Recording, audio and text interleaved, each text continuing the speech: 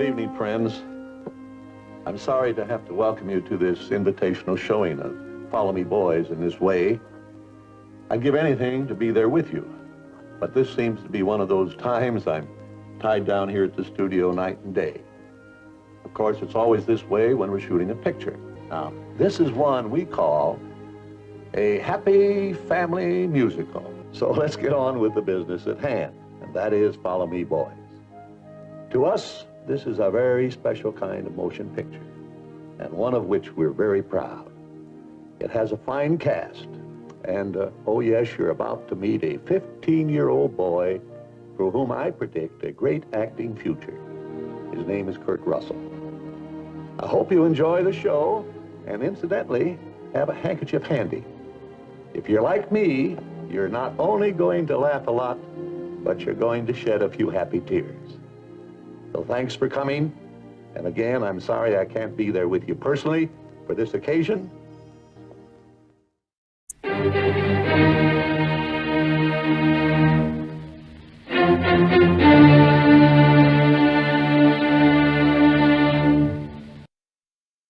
Well, hello kiddies, it's your friendly neighborhood watchman with you today to talk about Walt Disney. And if he were alive today, what would he think about how his beloved company has changed since his death, about the movies being produced and have been produced the last decade, and about the people running Disney now?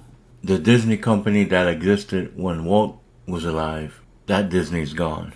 And in its place is this woke, social justice-driven mega corporation that has admitted to trying to indoctrinate children and pushing forth their woke agendas and propaganda, not to mention their political activism. So folks, with that said, we will dive into this article by Cal Thomas from the New York Post with the heading, Walt would have never allowed Disney's political activism. Having come across this article recently, it caught my interest. So without further ado, let's dive right in. Florida Governor Ron DeSantis has signed a bill passed by the Republican majority legislature that revokes a special tax exemption and other privileges for Walt Disney World in Orlando. This was in response to the company's current leadership, with the CEO being none other than Bob Iger.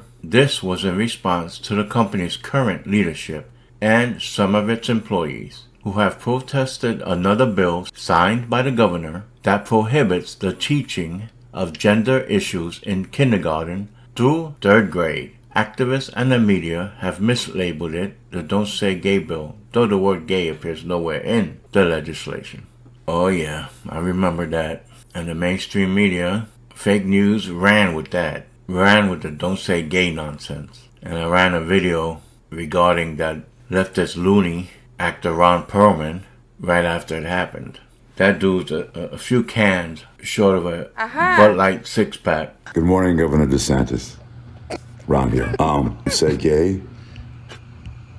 Don't f***ing say, you f***ing Nazi pig. You piece of shit. But to continue, Walt Disney World has given tax breaks and has extended other privileges nearly 50 years ago because lawmakers then believed it would create jobs, attract tourists, and produce sales tax revenue. And they believed correctly, I might add. It has been a roaring success, bringing $5 billion annually to the state. Until recently, the Disney organization stayed out of the culture wars and politics, preferring to maintain the vision founder Walt Disney had for what came to be known as, quote, family entertainment, end quote. What would Walt Disney, who died in 1966, think of his company today?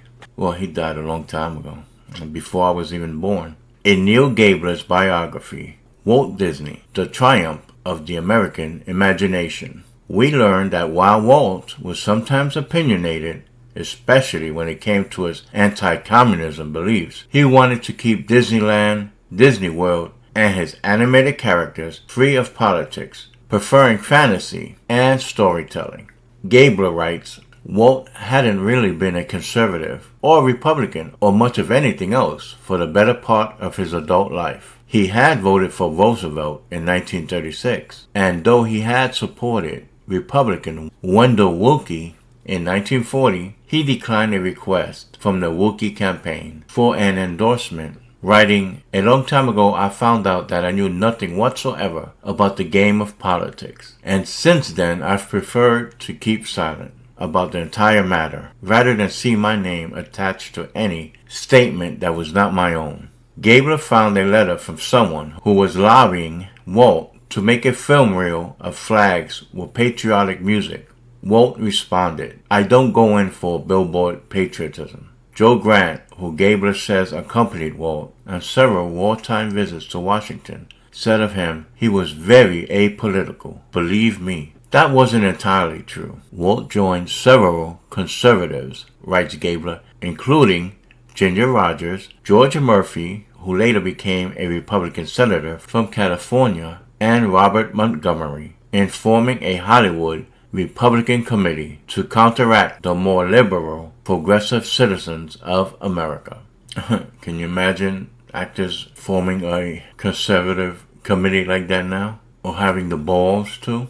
But I digress. I see the difference as being the anti-communists were trying to defend America and its traditions, while the progressive left was attempting to undermine them. Little has changed, as reflected in the dust-up between Disney leadership and DeSantis, among other examples. Walt also endorsed Thomas Dewey in the 1944 presidential campaign, writes Gabler, allowing a Dewey rally on the studio grounds. He also delivered a speech for the candidate at the Los Angeles Coliseum.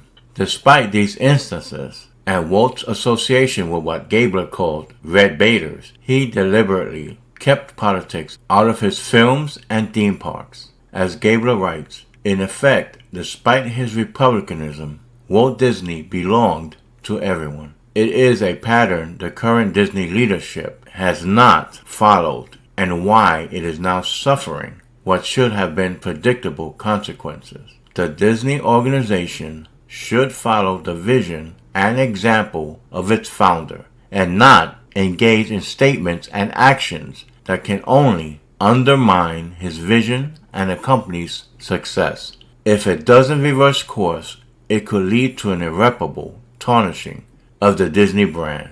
Too late for that shit. And what has long been considered a magic kingdom. Yeah, unfortunately, that ship has long since sailed without a total change of leadership from the top down. I just don't see them changing their woke progressivism anytime soon, if ever.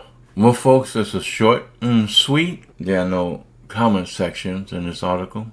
It's too bad that those in charge of the Disney Company don't follow Mr. Walt Disney's lead when it comes to keeping politics out of his films and theme parks. But unfortunately, this isn't a family-owned company. Not to say that even if it were, his future relatives would hold his views. So folks, with that said, we've reached the end of this video. If you found it interesting, hit that like button. If you didn't, I'll try better next time. Please subscribe if you haven't already, and hit that notification bell so that you'll be given a heads up whenever I drop another video. And as always, stay safe, and I bid you peace. What Disney was proposing had never been done, never even been tried. A feature-length, story-driven cartoon. Roy Disney was pretty skeptical about all of this. And the more he thought about it, actually, the more convinced he became that this could be a disaster for the studio, because he was afraid that it wouldn't sell, that people wouldn't see it, and it would drag the studio down into bankruptcy. Walt would not let it go. He was convinced this century-old Brothers Grimm fairy tale about a virtuous princess chased into a deep, dark forest by her hateful stepmother was a can't-miss proposition. Ay, ay, ay. What? What the fuck? Please, what kind of Mickey Mouse organization would name their team the Ducks? Oh, that does it!